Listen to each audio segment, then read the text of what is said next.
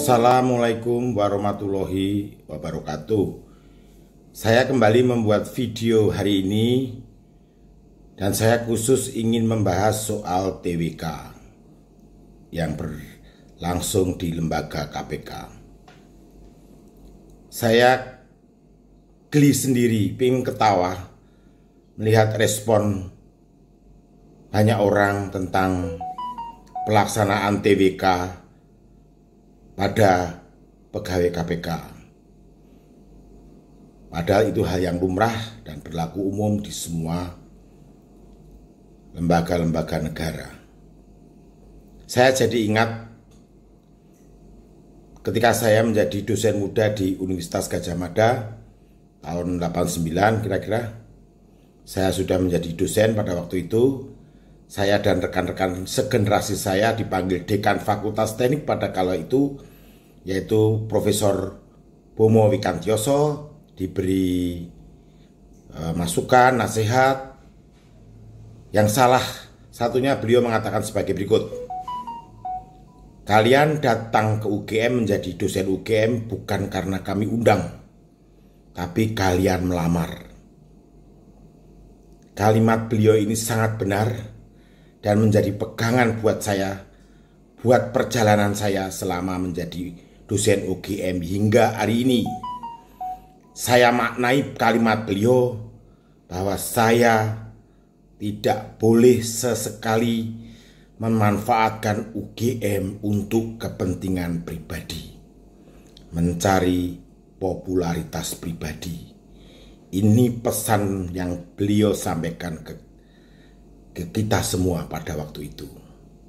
Sekali lagi saya katakan, almarhum Profesor Bomo benar. Korelasi dengan nasihat beliau pada kejadian yang di KPK ini adalah bahwa membangun suatu komitmen, integritas pada suatu lembaga adalah hal yang sangat penting.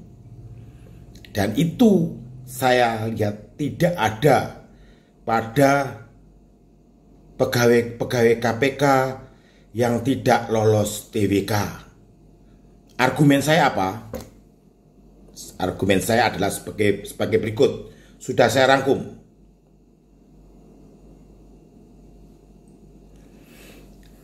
KPK lembaga khusus, calon pegawai KPK harus juga diuji atau tes dengan soal-soal ujian yang khusus. Ini lumrah. Ujian TWK untuk pegawai KPK tentu saja tidak sama dengan ujian TWK yang berlaku di tempat lain yang tidak menuntut kemampuan dan keterampilan khusus seperti KPK. KPK adalah lembaga negara yang sangat strategis. Tentunya persyaratan khusus menjadi sesuatu yang sangat diperlukan. Ya, sekali lagi, legitimasi dari ujian TWK adalah karena KPK adalah lembaga strategis negara. Yang kedua, saya cermati materi ujian atau tes sifatnya rahasia. Tetapi calon pegawai KPK membocorkan kepada publik soal tes tersebut. Ini perbuatan yang tidak pantas. Ini perbuatan yang amoral menurut saya, karena dia tidak bisa menjaga kerahasiaan lembaga.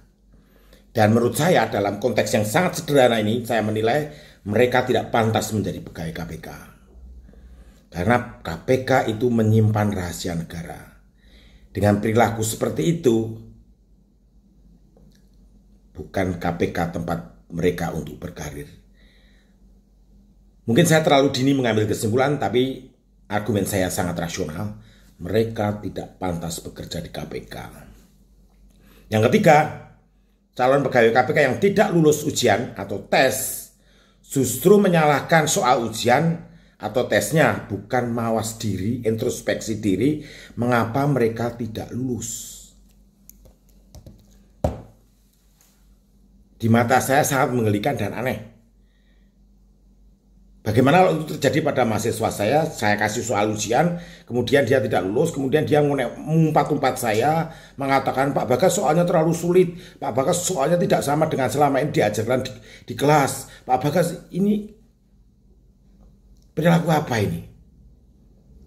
Mestinya mawas diri, oke saya kurang, saya harus effort lebih banyak, dan seterusnya. Bukan malah menyalahkan soalnya dan menyalahkan lembaga yang menguji bahwa soal-soal semacam ini adalah suatu cara untuk menyingkirkan mereka. Ini perilaku yang sangat biadab menurut saya dan tidak pantas ditiru.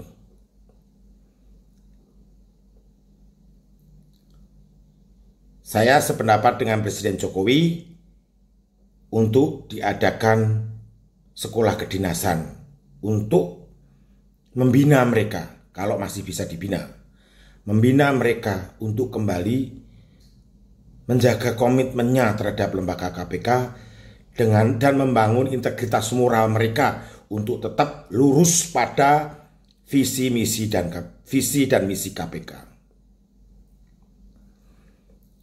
Saya sungguh kecewa dengan perilaku dari pegawai-pegawai KPK yang tidak lolos ujian.